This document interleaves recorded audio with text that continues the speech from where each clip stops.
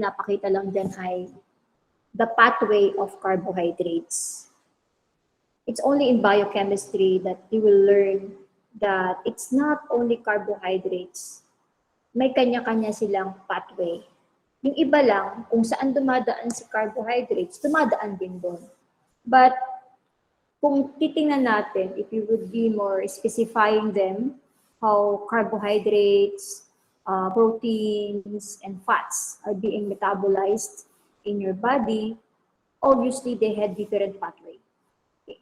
Kaya pumapasok yung bioenergetics at catabolic pathway. So ito yung cell respiration na kung carbohydrates lang, so glycolysis, producing pyruvate, pyruvate will get into this process. Ito si Krebs cycle. Okay, tricarboxylic acid cycle. Okay, ito yung nasa gitna. Hindi pala nyo pa nasa-simulate. Tapos yung dulo, yung electron transport chain. Mamaya, isa-simulate nyo yun, isa-isa. Glycolysis, Krebs cycle, and the last one is electron transport chain. So class, pag nakikita nyo itong mga arrow na to, parang when acetyl coenzyme A is being converted to CoA, and AD plus is being converted to, or a byproduct, having a byproduct of carbon dioxide, but is being converted to NADH plus H plus, okay? So, ano pa ba? So, ito pareho lang to eh. And this one is guanosine diphosphate converted to guanosine triphosphate, and the byproduct is a coenzyme. So, citric acid cycle is a 8 steps metabolism. So, when you talk about metabolism, obviously, papasok na naman yung salita dyan na catabolism, tsaka anabolism. So, when you talk about metabolism, this is the sum of all chemical reactions that is involved in maintaining the dynamic state of a cell. So, let's say, ipasok natin dito yung homeostasis, no? So, for us to survive, to live, to last, okay? Diba nga sabi, it's not just a matter of how we survive to the environment as an individual, but it's basically how our cells are doing inside the body. Ano ba nangyayari sa cells mo? So when one of this turned wrong, or when this metabolism stops, isang stop lang klase yan. Isang problema lang. Okay. So we've gone so far from the beginning, nasa finals na tayo. Alam ko na you already had a deeper understanding of when I talk about enzymes. Nakita nyo na din na enzymes are very specific in proteins that they will be catabolizing or anabolizing. No? So kung mas i-detalye natin, ang metabolism ay binabuo ng dalawang salita. Ang anabolism at ang catabolism. Sabi ko nga, lagi kong kata means catastrophe. It means breaking down. It's a chemical pathway. Yan. So tayong breaking down, no? Large nutrient molecules into smaller ones. Polymers into monomers. Okay? And concurrent, meaning simultaneously it's producing energy for the cell. And when you talk about anabolism, this is a pathway by which biomolecules are synthesized. It is built up from monomers to monomers, okay? From simpler molecules to macromolecules. Now, so kung titingnan niyo itong diagram, metabolism is the sum of, okay, so when you talk about metabolism, it's adding catabolism and anabolism. Simultaneously, class, nangyayari sa katawan natin. Ang lagi ko nga sinasabi, kumain ka halimbawa ng protein or fats, pero basically, hindi naman kaagad yan yung pakikinabangan ng cell mo. So, kailangan mo na yan i-catabolize, tapos i-anabolize na naman, para naman sa pangangailangan ng cell mo. Kaya nga, hindi mo kailangan kainin lahat ng biglaan, kasi yung iba, idudumi mo lang talaga. Sana, you had, mabilis ang metabolism, di ba, naririnig natin yan. Pag dumudumi ka ng mabilis, mas marami, sabihin nila, mabilis ang metabolism mo. Because you could actually immediately eliminate the waste materials in your body. Remember, the stomach is made up of the small and large intestine class. Nakikita nyo? nag-i-stack up yan eh. Kaya pinsan nyo, you don't feel good. Pag nakadumi ka talaga, ang ganda, sarap ng feeling. Kasi nga, andun lang class talaga. So, depende talaga kung paano ka kumain everyday. Kaya yung sinasabi nilang paulit-ulit, okay, you take fibers, you take some fibers, you ingest fibers, you eat more vegetables and fruits rather than meat. Totoo yun. Kasi yun yung tumutulong para mas ma-digest mo yung food intake mo, para mas malambot yung excretion of waste mo, para mas madali mo ma-eliminate. Okay.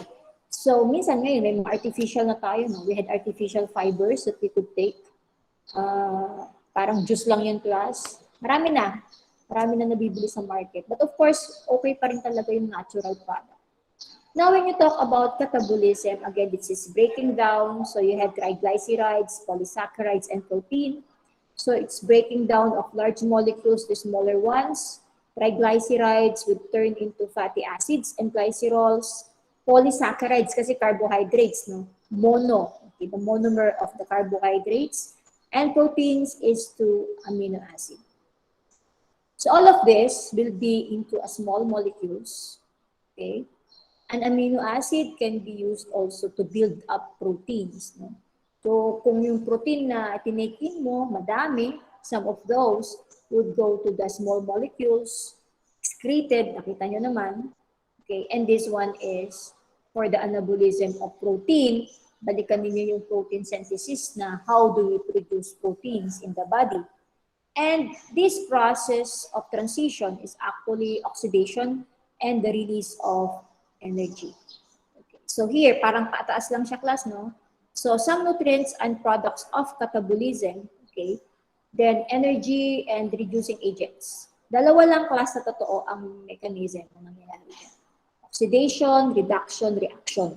Pag sinabi ng oxidation, okay, the compound is being oxidized.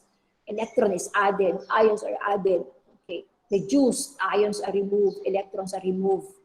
Okay, kaya na high school pa lang kayo, naririnig nyo na, okay, oxidation, okay, reduction. Okay, so it happens simultaneously in the metabolic pathway. And then the products of anabolism, including protein and nucleic acids, would give you catabolism and excretion. Plus, may program sa harap. Pag ito nag-ingay, hihinto na ako ng pag-discuss. Okay. And I will just have to upload a recorded video coming from the other section. Tapos, mag-record na lang ako ulit para ma-summarize. Sana hindi ito magsimula agad. Ito yung sa mga yung mga kandidato ba. Okay? So, particularly, mahalaga din na alam nyo kung saang part ng cell nangyayari. So, siguro by this time, alam nyo na, it happens in the mitochondria. So, animal cells have many components, each with specific functions, and some components along with one or more of their functions are, okay? So nucleus, alam niyo na yan, replication of DNA. Lysosomes, it removes the damaged cellular components and some unwanted foreign materials. Golgi body, packaging, no? It processes protein for secretion and it delivers to other cellular components. And of course, the mitochondria, which performs the major function in cellular respiration.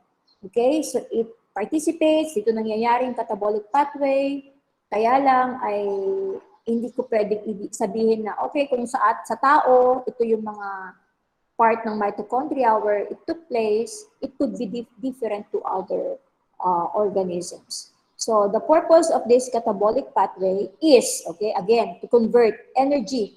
So kaya ka kumakain para makapag-produce ka ng energy. At anong tawag mo doon sa energy na yun? Adenosine Triphosphate. So this is an example of the rat liver. Okay, so these are the parts. Okay na tayo dito because this was already taken in your biology. Okay, the parts of the cell. Hina-highlight lang namin dito na you should be very familiar on how you're going to differentiate an animal cell to a plant cell. And from these two typical cells, how are you going to compare this to prokaryotic cells? Okay, so basically when you draw an animal cell, it's round. Okay, when you draw a plant cell, it's a bit like square or rectangle, diba? And prokaryotic are rod-shaped. No? Now, when you talk about the mitochondrion, okay, we have a different, okay, when you cut it in the middle, we have this, the inner membrane, ayan. These are the matrix, yung susunod sa inner membrane. This is the crista or the cristae. So, inner membrane doon. Okay. This is the crista and this is the outer membrane. Yang mga parts na yan, mahalaga yan. Kasi later on, gaan yung makikita ko, dito pala nangyayari yung metabolic pathway. Okay? So we have the common catabolic pathway. The two parts of the common catabolic pathway is the citric acid cycle. Okay? Napansin nyo, tinanggal yung glycolysis. Kasi glycolysis is only for carbohydrates. Okay. It is also called tricarboxylic or Krebs cycle. So again, we have electron transport chain and phosphorylation, and both of them are called oxidative phosphorylation. So may apat na principal compounds na nagpa-participate sa common catabolic pathway. Ito yung kailangan class you can pronounce. Okay? Adenine, adenosine monophosphate, adenosine diphosphate, adenosine triphosphate, nicotinamide adenine dinucleotide, okay, nicotinamide adenine dinucleotide hydrogen or hydrogenase, flavin adenine dinucleotide, flavin adenine dinucleotide hydrogen or hydrogenase. And of course, we have the coenzyme A. It is abbreviated as CoA. Or minsan kasi sinatawag siyang CoA-SH or CoA sulfohydryl, no? So, kailangan alam nyo yan. Kasi mamaya, mawindang kayo. Pag yan mismo, hindi nyo pa alam. Hindi naman kami nag-expect that you could really, ma-memorize mo na. Pero alam nyo, in the future, mag-appreciate nyo pag inaral mo ngayon pa lang. Okay? So, of course, the very popular adenosine triphosphate is the most important compound that was involved in the paglipat-lipat ng phosphate group. Nagdadaan na sa PO4. Okay. So, kung titingnan natin, ano ang composition?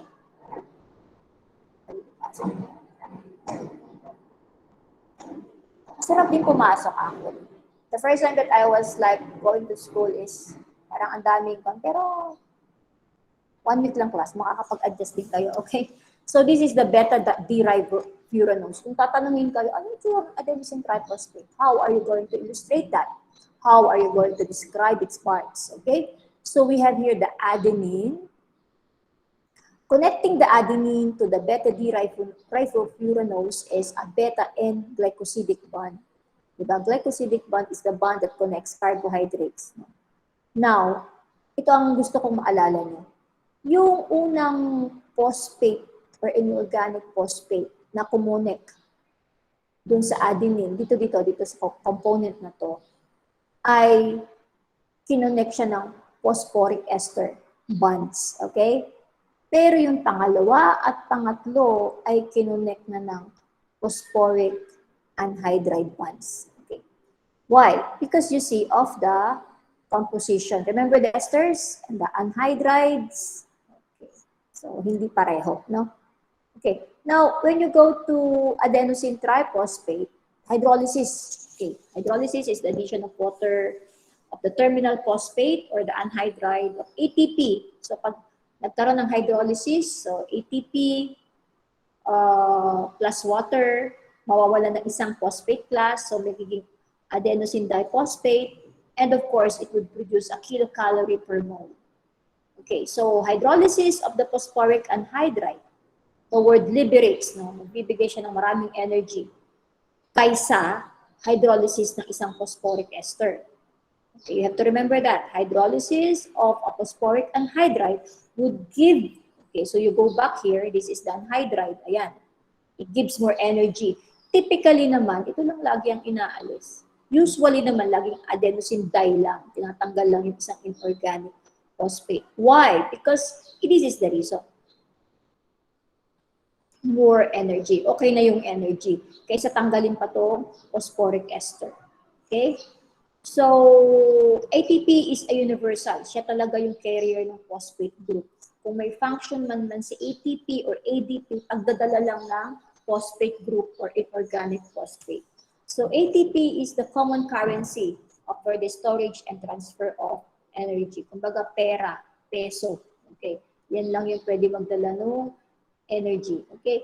Now, we have this term, nicotinamide adenine dinucleotide, or NAD+, is a biological oxidizing agent. Kaya kung tatandaan nyo, si NAD+, tandaan nyo lang siya sa pag-oxidize. Okay? Because NADH2 now is the reduced form. Okay, the plus sign on NAD+ states or says that it represents the positive charge in this nitrogen. Ayan. Positive charge. Okay? So this is a nicotinamide derived from niacin. Again, ito na naman yung glycosidic bond. Okay? Natatandaan yung mabuti ha. It's a biological oxidizing agent. The plus sign on NAD+, it's because of the positive charge in nitrogen. Now, NAD+ is a 2-electron oxidizing agent, which it can be reduced to NADH, no? So NADH is a 2-electron reducing agent and is now oxidized to, okay, so reverse sila. Pag si NAD+, may dalawa siyang electron oxidizing, marireduce siya sa NADH. Pag si NADH naman, pareho din siya, 2 electron, kaya lang reducing agent siya. Pabalik siya sa NAD+. O ganun lang yung plus. NAD+, oxidize, NADH, NADH, reduce to NAD+. Okay. So NAD+, always remember, is an oxidized form and reduced form. So ito yung arrow, it shows that it is a reversible reaction. Pag nakakakita kayo ng ganyan, always say, okay, this will become NADH, and it will just go back. Ganun lang naman yung laro ng catabolic pathway. Release, accept, oxidize, reduce. Okay. So, iisipin nyo, bakit pa ma'am? Because it requires energy class. Aside from the synthesizing of ATP to ADP, kailangan ng energy, kailangan ng electron. So, babalikan natin ng chemistry or basic chem. Di ba, kailangan talaga natin ng electron. Electron, when it jumps off from one compound to another, di ba? An electricity or an attraction was being produced from one atom to another. So that's how I could possibly simplify the definition. Okay, so also take note that NADH is an electron and hydrogen ion transporting molecule. Now, let's go for flavine adenine dinucleotide or FAD. Ano pinagkaiba ni FAD kay NAD? Si flavine walang plus. Si NAD may plus. Bakit? Kasi yung nitrogen ay may positive charge. It is also an oxidizing agent. Kaya, ano yung kapareho ni NAD+? Si FAD yun. Ano yung kapareho ni NADH?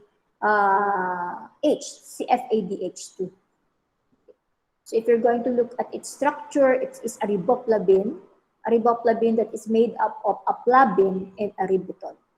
Ito yung flavin, ito yung ribitol. Okay. Now, FAD is also same with NAD, which is a 2-electron oxidizing agent. Same thing with FADH2. Pareho lang na pareho class. Na mali lang yung acronym nila. Doon lang sila nagkaiba. And of course, what part of the catabolic pathway they are required. Okay? So, hindi lahat kasi ng steps ay puro NAD plus lang. Okay? Parang nag-alternate sila. Okay? Why? Possibly, if you would look at it, mamaya makikita nyo kasi very specific yung mga receptors tsaka yung mga transport molecules na ginagamit. Na parang sila lang yung kailangan to carry the electron. So, let's go for the coenzyme A. I always say to my students, all the food that you are eating should be converted first to coenzyme A before it would be processed. So isipin mo, kung diabetic ka, coming from glycolysis, hindi mo na process yung sugar mo, paano plus papasok sa coenzyme A? Where you need it to be converted to pyruvate, diba? Because glycolysis ay oxygen, aerobic respiration yan di ba? Paano papasok ng coenzyme A class? Pag hindi siya pumasok ng coenzyme A, paano ka mag-produce ng ATP? May electron transport chain ka pa sa dulo. Okay?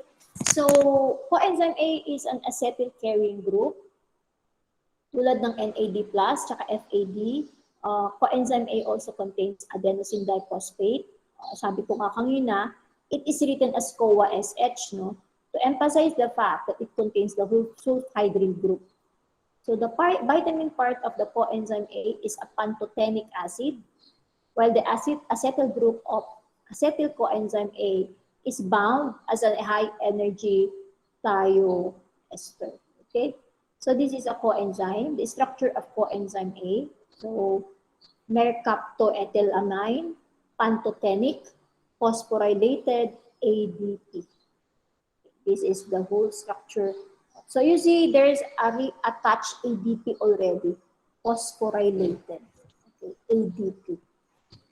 Now, let's go for the citric acid cycle. So dito, the 2-carbon acetyl group of acetyl coenzyme A is fed into the cycle and 2 carbon dioxide are given off. Tandaan nyo ha, 2 carbon dioxide are given off. It actually just repeats class. Kasi baka malito kayo, ma'am, bakit parang, kasi sa high school, sa senior, hindi detalyado din, pero parang nakakon lang talaga sa glycolysis. No? So kaya nga tayo ay may mga specific catabolic pathway pa. Para ipaintindi naman na hindi lang naman yung carbohydrates ang dapat i-discuss. Because there were also other macromolecules like proteins and fats. Okay. So there are 4 oxidation steps in the cycle, no? 4. Okay. Whereas citric acid cycle has 8 steps. Okay. So let's go for step 1. Kakalahatiin ko lang naman to, class. Okay, 1, condensation of acetyl coenzyme A. So, in step 1, nagkakaroon ng condensation with oxaloacetate. Typically, in the Krebs cycle, minsan sasabihin sa 4 carbon molecule, 6 carbon molecule. Okay. So, kung hindi nila sasabihin yung buong oxaloacetate, pwede nilang sabihin, okay, this is only a 6 carbon molecule. So the high energy of thioester of acetyl-CoA is being hydrolyzed. So pag ito ay na-hydrolyze, magbibigay ito ng energy para iumpisahan na ang step 1. So dito, oxaloacetate is assisted by citrate synthase.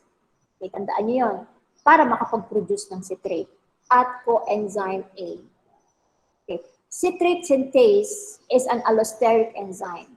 Okay? Ano ibig sabihin ng allosteric? Hindi ko to pinaliwanag dun sa isang klase. But let's check. When you say allosteric enzyme, what do you mean by that?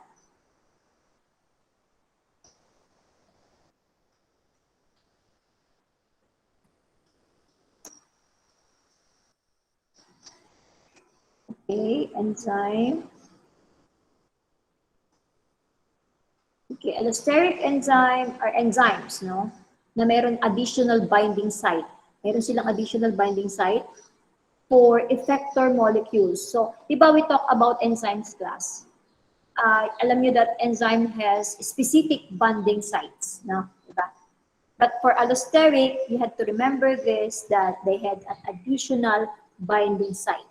Para saan? Sa effector molecules. Okay, so tandaan nyo. So ano ba effector molecules? It can be an inhibitor or an activator.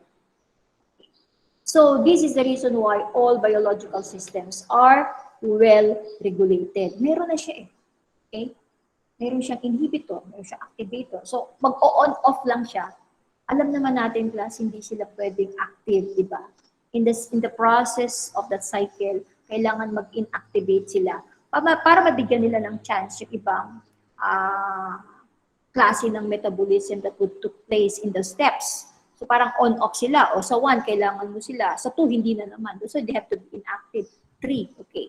Aside from they are very specific, parang nakaabang lang silang lahat. So if you really had the chance, tulad ninyo, you had the chance to study biochemistry, ma-amaze ka talaga.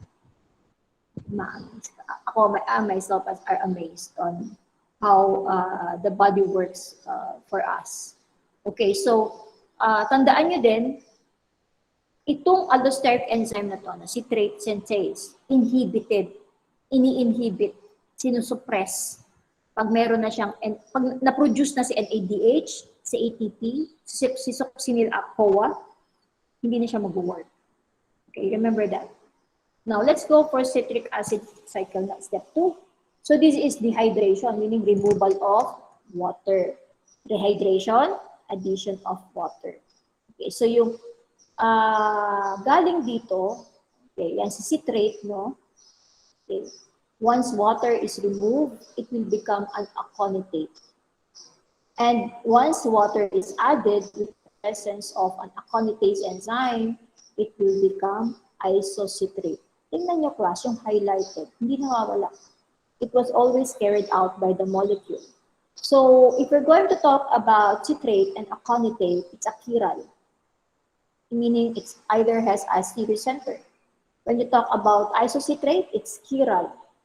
It has 2 stereoisomers, but only 4 stereoisomers are possible. Okay, sorry, it has 2 stereocenters, and there were 4 stereoisomers that are possible. Okay, but isa lang doon sa 4 ang napo-form sa citric acid cycle. Now, when we go to step 3, this is the oxidation of, ayan na yung dulo, isocitrate, followed by decarboxylation, removal of, ito na yun, removal of carbon dioxide. Parang phosphorylation din, di ba? Phosphorylation, addition of phosphate group, dephosphorylation, removal of phosphate group.